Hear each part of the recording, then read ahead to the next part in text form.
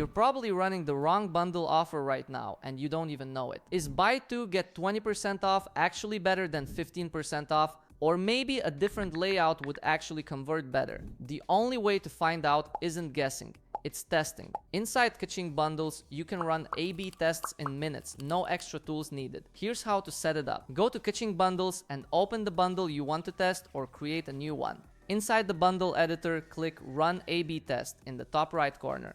By default, you'll get variant A and variant B. You can add more variants, up to 4 per bundle block.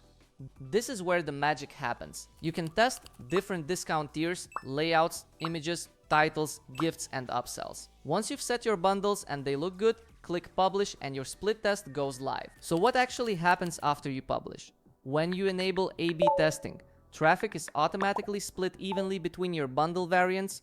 Each visitor is assigned one version, and that version is stored in their browser using something called a session ID. If you want to control how traffic is distributed, go to settings and choose custom allocation. There you can manually decide what percentage of traffic each variant receives. You can also test different pricing strategies. But keep in mind, you can't increase the original product price inside the app. If you want to simulate a higher price, adjust the product price in Shopify first, then apply a smaller discount to one of your bundle variants. There are a couple of limitations to keep in mind. You cannot split test bundle visibility, meaning which markets the bundle appears in or which main products it's assigned to.